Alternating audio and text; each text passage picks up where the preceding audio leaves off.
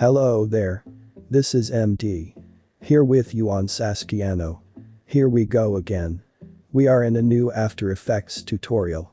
In this tutorial, we're gonna take a quick dive into some of the settings in After Effects. In this tutorial, you're gonna pick up right where you left off in the last tutorial. And you to learn about some of the shape tools, the pen tool, and the text, or the type tool.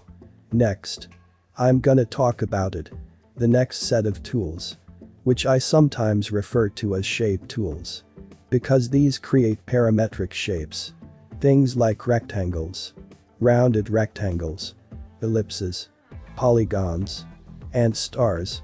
If you are on the selection tool and you hit Q, it's just going to switch back to whatever shape it was on previously. But once you have this shape tool selected, if you continue to hit Q, it will cycle to the next tool. So, if it was on rectangle and I wanted to go to ellipse, I can just tap the Q 2 more times. Now, I can create a beautiful ellipse.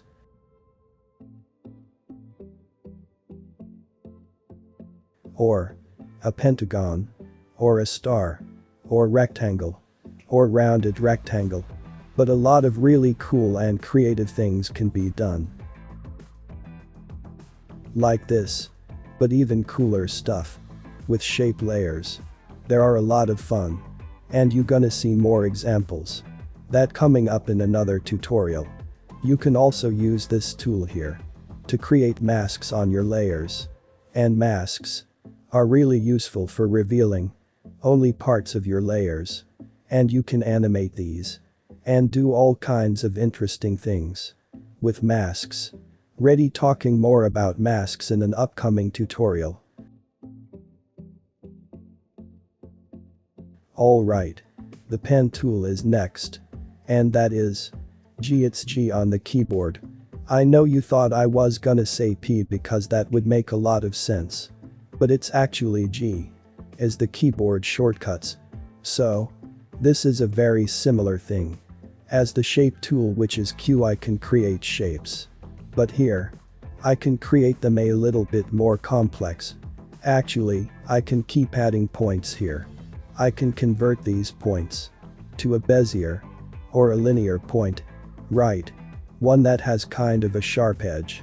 One has these handles here, which we can drag.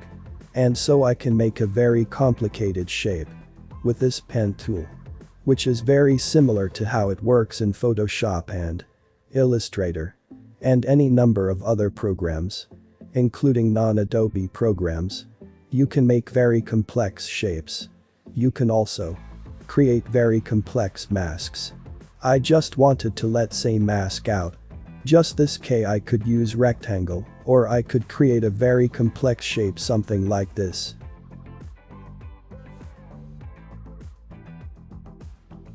And you can animate all of this as well. The pen tool is very handy. I use up all of the time.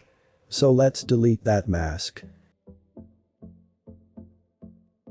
Then delete that very fancy shape that I just made. Because we need to talk about the text tool,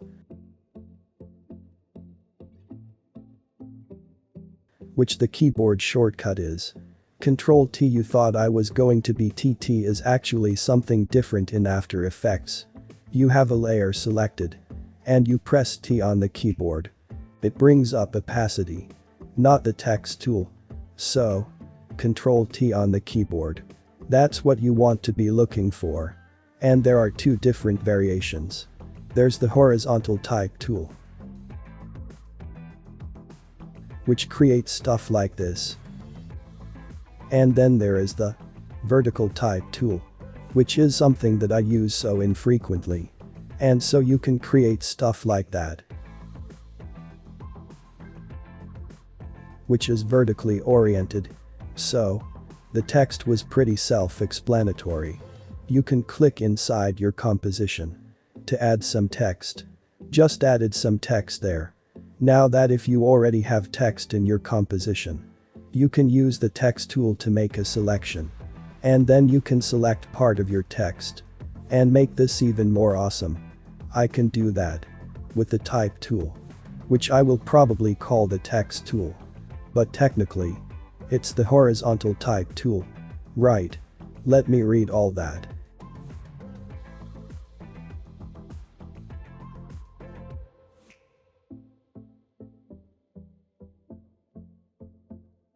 And the next set of tools here are things I'm not going to tell you about in very much detail.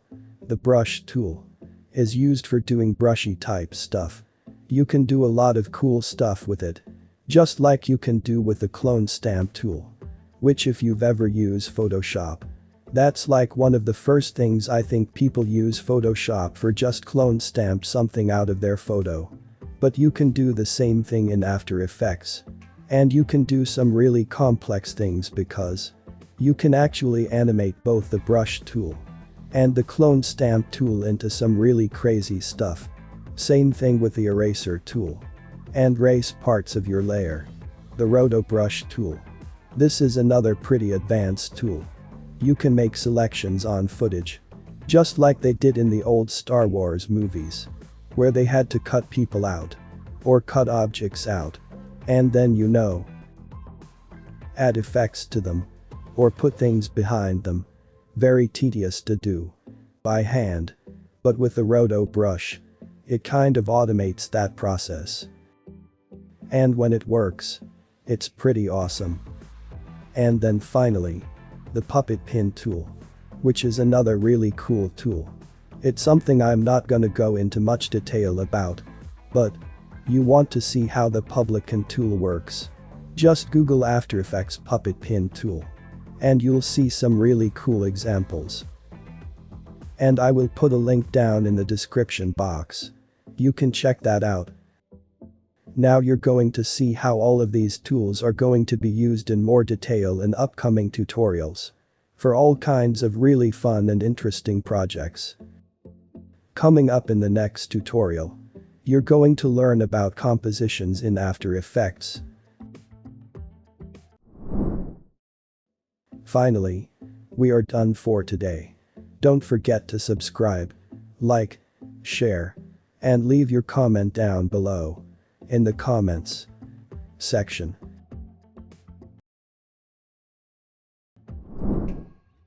Also, if you want to learn more, take a look at our first channel, Everything PS. See you next time. Bye.